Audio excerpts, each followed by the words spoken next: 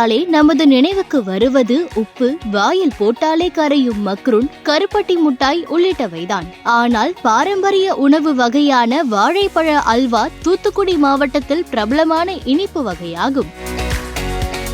இலங்கையிலிருந்து தூத்துக்குடிக்கு வந்து 3 தலைமுறைகளாக வாழைப்பழ அல்வா தயார் செய்து விற்பனை செய்து வருகின்றனர் தூத்துக்குடி மாநகரில் உள்ள கோவில்பிள்ளை நகரில் வசித்து வரும் ஒரு குடும்பம். தென் மாவட்டங்களில் அதிகம் விளையும் நாட்டு வாழைப்பழத்தை கொண்டு முந்திரி பருப்பு, நாட்டு சர்க்கரை, நெய் ஆகியவை சேர்த்து எவ்வித வேதிப்பொருளும் கலக்காமல் தயார் செய்து வருகின்றனர். இந்த இனிப்பு வகையான உணவு ஊட்டச்சத்து மிக்க வாழைப்பழ அல்வாவாகும். குழந்தைகள் முதல் பெரியவர் வரை உண்ண விரும்பும் பட்டியலாகும். வாழைப்பழ அல்வாவை தூத்துக்குடி மக்கள் கிறிஸ்துமஸ், புத்தாண்டை ஒட்டி உறவினர்கள், நண்பர்களுக்கு அளித்து வாழ்த்து தெரிவிப்பது வழக்கமான ஒன்றாகும்.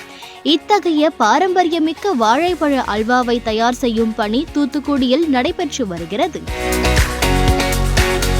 நாவில் வைத்தால் மனதை உருக்கும் சுவை கொண்ட வாழைப்பழ அல்வா மெல்ல மெல்ல தமிழகத்தின் பல்வேறு பகுதிகளிலும் விற்பனையாகி வருகிறது. இது இதன் தயாரிப்பாளர்களுக்கு கூடுதல் மகிழ்ச்சியாகவும் உள்ளது. இது குறித்து வாழைப்பழ அல்வாவை 3 தலைமுறைகளாக செய்து வரும் வில்லியம் கூறுகையில், 3 தலைமுறைகளாக வாழைப்பழ அல்வா செய்து வருகின்றோம்.